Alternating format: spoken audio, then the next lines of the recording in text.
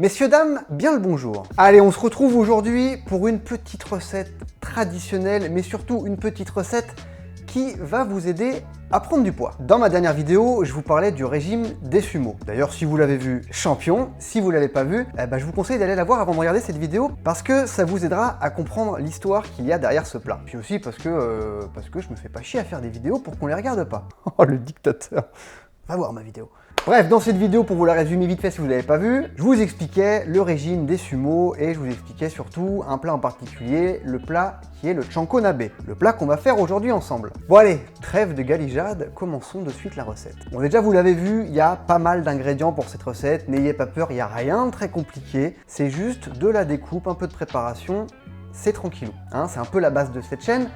La facilité et la rapidité. Et vous inquiétez pas, comme d'habitude, je vous mets toute la liste des ingrédients sous la vidéo, dans la description. Donc aujourd'hui, pour cette petite recette de chanko nabe, on va avoir de l'ail, du gingembre, des champignons enoki, du navet, normalement c'est du daikon, mais j'en ai pas trouvé, donc je l'ai remplacé par du navet, vous pouvez le faire aussi chez vous, hein, si vous n'avez pas de daikon, du poireau, des champignons shiitake, des carottes, du chou chinois, du tofu, pâte miso, ici par là on a un petit peu de haché de poulet, encore un peu d'ail, de gingembre, de cébette, les traditionnelles sauces, soja, saké. Et derrière moi, il y a un petit bouillon de poulet qui est en train de se faire. Et à la fin de la vidéo, on fera un peu de riz à la japonaise. Donc je vous ai pas attendu, hein, j'ai tout découpé pour cette vidéo, pour gagner du temps pour moi et pour que ce soit plus rapide pour vous. Donc la première chose à faire pour cette recette, c'est faire un bouillon de poulet. Alors je vous ai déjà montré comment faire un bouillon de poulet sur la recette des ramen, c'est vraiment pas très compliqué. Et vous allez sur internet, voilà, il y a plein de recettes partout.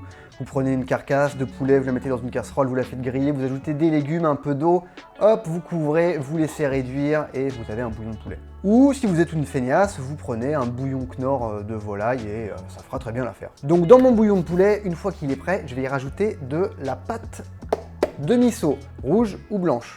Donc je vais tout simplement prendre ma pâte miso, je vais en prendre une bonne cuillère à soupe et je vais venir la diluer dans mon bouillon de volaille sans la faire bouillir, hein, faut que le bouillon ait déjà bouilli et je vais juste la diluer avec des baguettes à la japonaise, de façon traditionnelle bien entendu. Donc pendant que mon bouillon est sur le feu avec le miso sur feu très doux pour rester juste à température, on va s'enquiller les boulettes de poulet. Car ouais, dans ce plat, il y a des boulettes de poulet. Alors pour ça, très simple, on prend de l'haché de poulet que vous pouvez trouver chez votre boucher. On va y rajouter tout simplement un mélange d'ail, de gingembre et de cébette émincée, le tout assez finement. J'ai oublié de le dire face caméra, mais on rajoute aussi de la sauce soja et du saké. Une fois qu'on a tout assemblé, on va tout simplement venir mélanger le tout le mieux possible, histoire d'avoir un truc vraiment homogène. Déjà, rien que juste cette préparation à l'odeur, c'est un truc de ouf. J'ai failli oublier de vous dire un truc, faut ajouter de la fécule de pomme de terre. Ça va faire que vos boulettes vont se tenir à la cuisson. Putain, on est chez Pablo Escobar ici ou quoi? Là, partout. Oh, la patate. Allez, maintenant qu'on a tout bien mélangé, on va tout simplement prendre le mélange avec des mains propres et on va créer des petites boulettes de viande, façon petite boulette de viande. Alors je vous l'accorde que comme ça, ça n'a pas l'air complètement ouf, mais une fois que vous l'aurez dans la bouche, au niveau du goût, vous direz pas pareil. Et d'ailleurs, j'ai envie de dire titre. Voilà, vous embêtez pas, hein, petite boulette classique. Faites pas des trop gros monstres, ce sera chiant à cuire. Ce qu'il y a de top avec cette recette et ces petites boulettes, c'est qu'on va même pas s'emmerder à les faire cuire d'une façon incroyable. Vous allez voir, ça va aller tout seul. Allez, nos boulettes sont prêtes. Moi, je vais les garder à côté de moi, mais je vous conseille de les mettre au frigo le temps que vous découpiez tous vos légumes. Hein. Moi, ça a déjà été découpé. Pour la taille du découpage des légumes, comme d'habitude pour pratiquement toutes les recettes japonaises, pensez boucher. Je vous rappelle qu'on mange avec des baguettes au Japon, et si vous faites des morceaux comme ça, c'est relou à manger. Voilà, faites des petites bouchées de chaque chose, ce sera plus simple à manger et surtout plus simple à cuire. Pour le tofu, j'ai pris du tofu mi-ferme parce que du tofu soyeux tout mou, là, j'ai peur qu'il se désagrège pendant la cuisson. Donc voilà, je préfère prendre ça. Après, vous faites comme vous voulez, mais je vous conseille le mi-ferme. Pour la découpe, pareil que pour tous les légumes, on fait des bouchées pas trop grosses, histoire que ça puisse se manger à la baguette.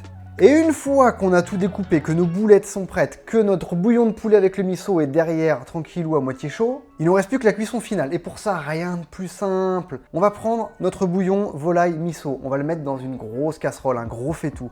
On va y envoyer tous nos légumes ainsi que l'ail et le gingembre. Les légumes, essayez de les répartir par sorte. tout simplement parce que c'est plus stylé, et vu qu'au Japon en général c'est un plat que l'on sert à même la table, on pose le plat sur la table sur un feu, voilà, on va rester dans le côté stylance, ça en jette toujours plus, ça ouvre l'appétit. Donc une fois qu'on a mis tous nos légumes, et notre tofu, faut pas l'oublier, au milieu de tout ça, on va y déposer délicatement nos boulettes de poulet. On va tout simplement couvrir notre casserole, on va porter à ébullition. Une fois que c'est à ébullition, on baisse le feu sur feu tranquillou. Oui, on peut dire feu tranquillou si on a envie.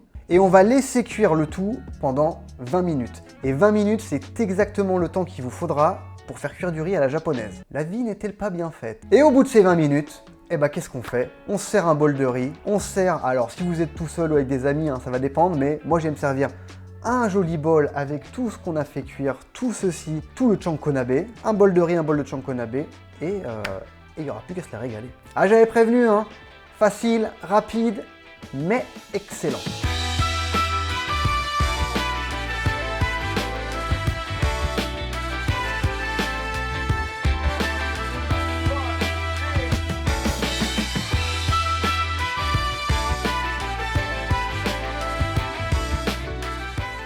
Et voilà mon ami, c'est prêt, il n'y a plus qu'à manger. Et je peux vous dire que chez moi, depuis tout à l'heure, ça sent bon, mais d'une force. Bref, je suis assez content de ma cuisson. Tout est bien cuit comme il faut, les boulettes de viande sont bien cuites, le tofu a bien gonflé, hein, et surtout ça donne faim, ce qui est un peu le but quand même de ce genre de plat. Au niveau de la recette en elle-même, rien de très compliqué, vous l'avez vu. Vous pouvez rajouter des morceaux de lard pendant la cuisson, c'est très bon, les sumos le font. Hein. Je ne l'ai pas fait parce qu'en ce moment je fais attention à ma ligne. Hein. Donc on va rester sur du blanc de poulet haché, ça me va très bien. Les végétariens, vous avez juste à virer les boulettes de viande et c'est très bien. Et pour le bouillon, au lieu de faire un bouillon de volaille, vous pouvez faire un bouillon de légumes, tout simplement. Vous pouvez bien entendu agrémenter de ce que vous voulez. S'il y a des choses que j'ai mis dans mon plat qui vous plaisent pas, vous les virez et vous en mettez d'autres. Hein. Les légumes, faites-vous plaisir, la viande, faites-vous plaisir. Hein, vous connaissez, je le dis à chaque fois, en cuisine, on fait ce qu'on veut. Le freestyle est autorisé et même conseillé. Et je vais de ce pas fermer ma gueule et goûter parce que vous attendez que ça en fait, et moi aussi. Le gingembre, ça devrait être un truc obligatoire dans tous les plats.